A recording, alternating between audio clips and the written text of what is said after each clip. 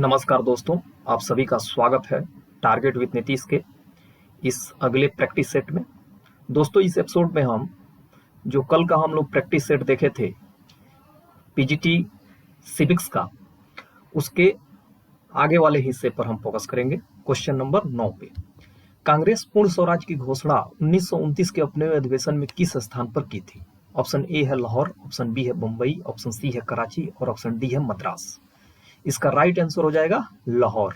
लाहौर अधिवेशन जो है रावी नदी के तट पर जो हुआ था। आप जानते हैं कि कांग्रेस ने अपने उसमें जो है पूर्ण स्वराज की घोषणा की थी। तो इस प्रकार सही उत्तर जो हो जाएगा क्वेश्चन नंबर 9 का ए, लाहौर अधिवेशन।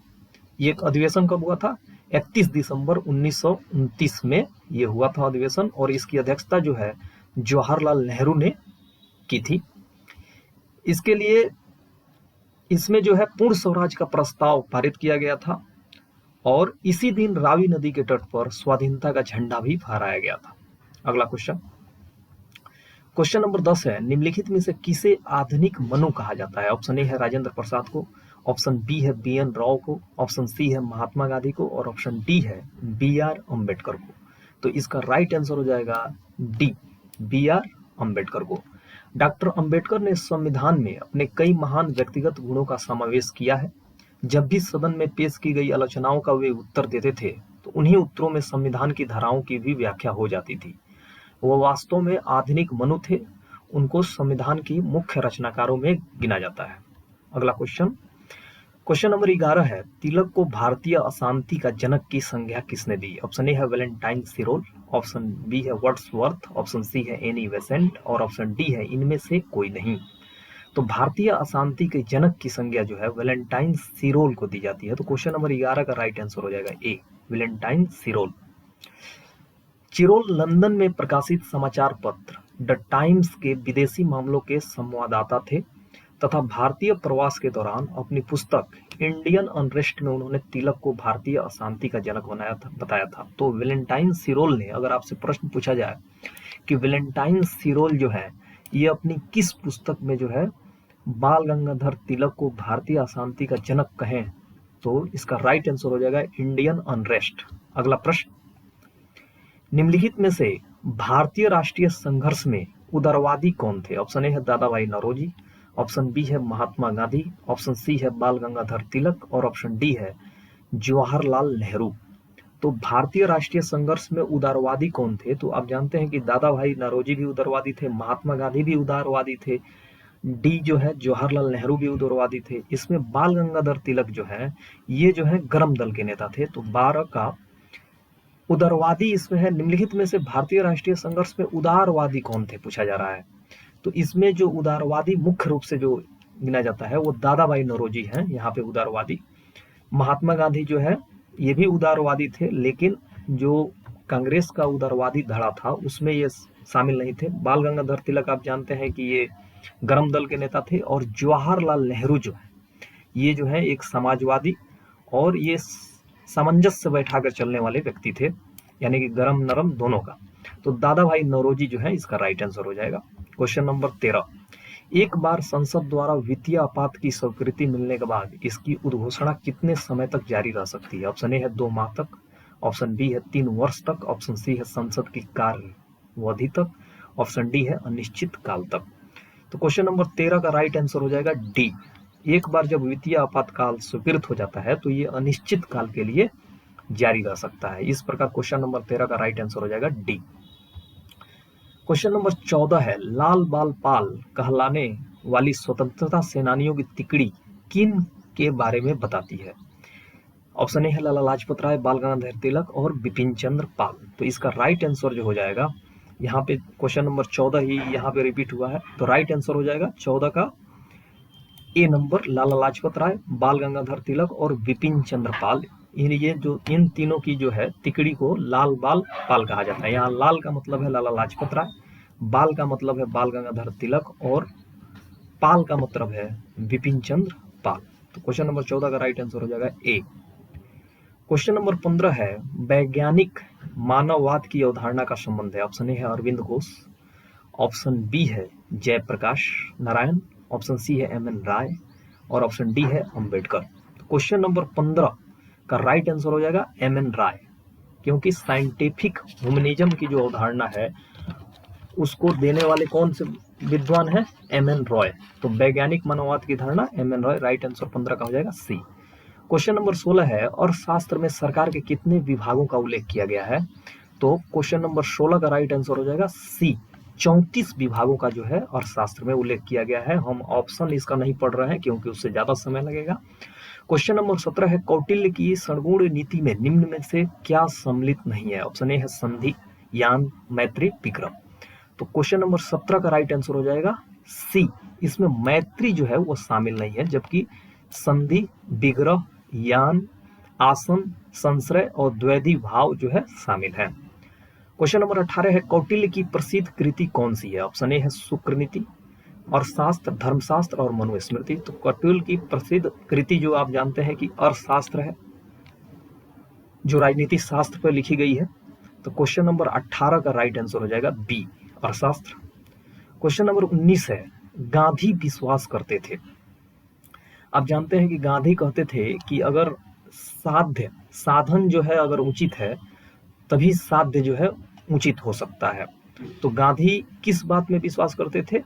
डी, साधन और साध्य दोनों न्याय संगत होना चाहिए, इस बात में विश्वास करते थे। यानी कि वो हमेशा जो है दोनों की पवित्रता पर बल देते थे, न कि केवल साध्य पर नहीं बल देते थे और न ही केवल साधन पर बल देते थे, वो दोनों पर बल देते थे। क्वेश्चन नंबर 20 है, मार्क्स का कम्युनिस्ट मैनिफेस्टो प्रकाशित हुआ था। ऑप्शन ए है 1848 में, ऑप्शन बी है 1856 में, ऑप्शन सी है 1810 में और ऑप्शन डी है 1860 में। तो मार्क्स का कम्युनिस्ट मैनिफेस्टो जो है 1848 में प्रकाशित हुआ था। तो क्वेश्चन नंबर 20 का राइट आंसर हो जाएगा ए, 1848 में। क्वेश्चन नंबर 21 है, मार्क्स के अनुसार सर्वहारा की तनाशाही व्यक्त करता है। ऑप्शन ए है एक अल्पकालीन राज्य को, ऑप्शन बी है एक आदर्श राज्य को, ऑप्शन सी है एक उदारवादी राज्य को और ऑप्शन डी है एक निरंकुश राज्य को। तो मार्क्स के अनुसार सर्वहारा की तनाशाही व्यक्त करता है, इसका राइट आंसर क्या हो जाएगा? ए नंबर, एक अल्पकालीन राज्य को। यानी कि जो सर्वहारा की तनाशाही आएगी वो कुछ दिनों के लिए ही आएगी।